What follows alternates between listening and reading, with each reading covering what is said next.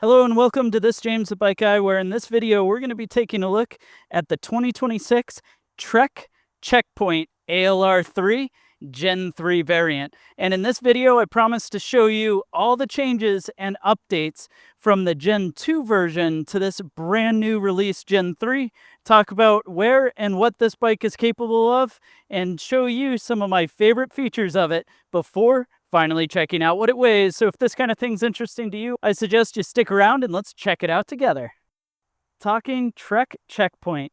Now the Trek Checkpoint is in Trek's gravel bike lineup, and this came out of when they were updating and kind of finding the place of gravel, coming away from their Boone and Crockett cyclocross bikes to find something that's adventure ready for just about any type of riding. And through the years, they are now into their Gen 3 variant that just got released for 2026. And with it comes a bunch of upgrades over the prior Gen 2 version. The kind of style and design of the bike has changed a little. It's broadened the capabilities of the bike and certainly has brought in some new technology to the frame to help make it more capable than ever before. Now, this bike being the ALR3 means that this is the least expensive aluminum checkpoint in Trek's lineup. So the ALR3 is at the bottom, then it goes to ALR4 and ALR5. But even being an entry-level bike, it's not quite entry-level pricing, starting at a price point of $15.99. And for that, you're going to get a bike that rocks what they call their ALR 300 series aluminum, which means this is shaped and butted tubing. They do a really great job on the Gen 3 variants to have these smoothed out welds, which in their marketing material, they call them smoothed and efficient welds. Not entirely sure what that means, but it does give this bike an almost carbon-esque look, especially going down to their OCLV carbon fiber fork.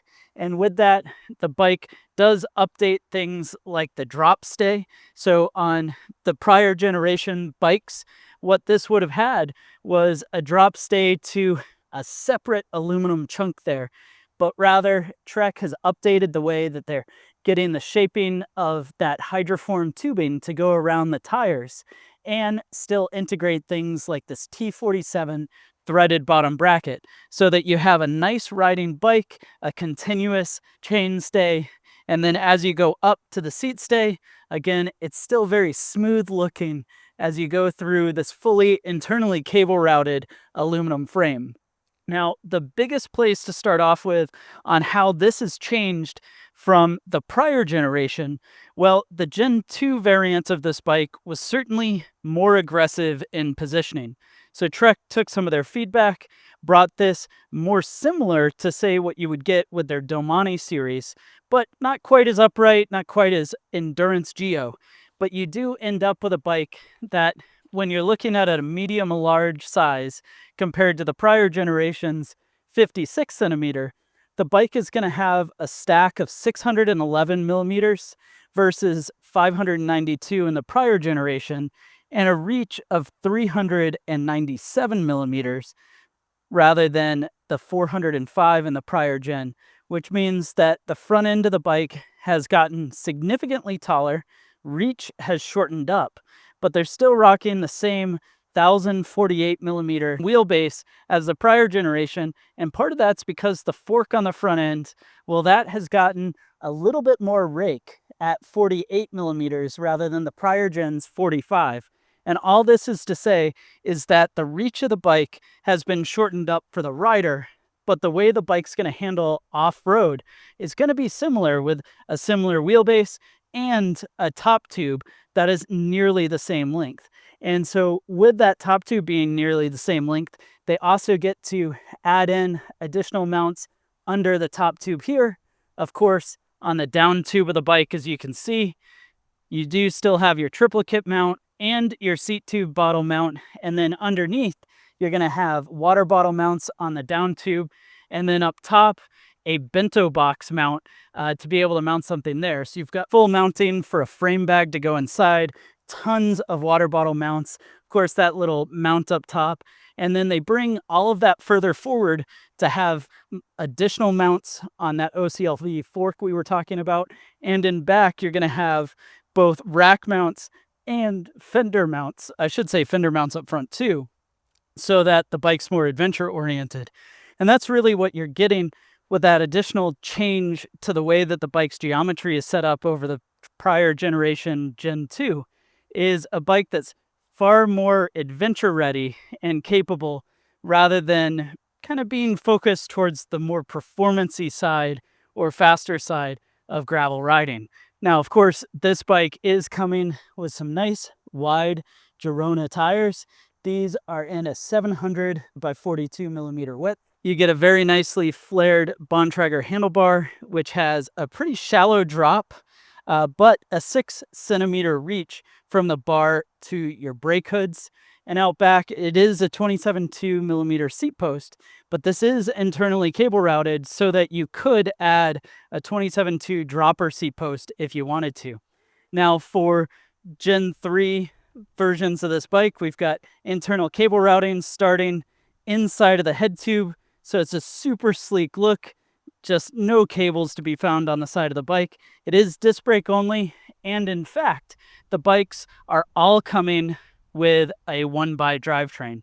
So this, compared to the prior generation, part of that $200 of upgrades brings you to Shimano's Cues 1x10 drivetrain. Now this 1x10 is running an 11 to 48 tooth wide range cassette, which means that this, compared to the prior gen, which had a 2x9 Shimano Sora system, means that it's going to have a slightly slower top speed of about 31 miles an hour before you spin out versus 36 on the prior, but you'll have a lower climbing gear than the prior gen. So alluding to some of the capability of adding additional weight on the bike to be able to do more adventure riding as you go. And then shifting is going to be handled by the Shimano Cues shifters. This is a shift and brake lever. So braking, pulling back, shifting with the internal panel to go to a harder gear, whole lever over for an easier gear. But one place that I really feel like Trek has just let us down on is making this bike, even at $15.99, come with mechanical disc brakes. Now these do function fine. In fact, the Tektro 2-piston mechanical disc brakes are among my favorite if we're going to rock some mechanical discs. But honestly, I would love to see this bike coming hydraulic. And that's one of the major reasons you say might upgrade from this at $15.99 to the ALR3 at $18.99, because not only is it going to get you a slightly better drivetrain, a bunch of other goodies, but it is going to get you those hydraulic disc brakes. And finally, we should talk about some of the capacity options of this bike. And that's another place that's really upgraded from the 2025 model, which had that Gen 2 frame. In fact, you're going to be able to run up to a 45 millimeter tire when you're without fenders, and with fenders, you can run the 42 millimeter tires that come stock. And that just means some really ample tire clearance on this bike. And of course, the full total carrying capacity of the bike is at 275 pounds. So that means rider, bike, and gear, you can go all the way up to 275 pounds on this Gen 3 variant of the bike. I think it's time to find out what the bike comes in and weighs. And the actual weight of the Trek Checkpoint ALR3 Gen 3 in a size large, or 58 centimeter, comes in and weighs 23.34 pounds. Thanks for joining me to check out the 2026 Trek Checkpoint ALR3 Gen 3. It's a mouthful, but a bike that is wildly capable, and something that I certainly could find myself wishing to be out on a gravel ride on. So go ahead and let me know your thoughts down in the comment section below. What do you think that Trek hit, and what did they miss on this bike? As well as browse the channel to see other videos like this to check out as well.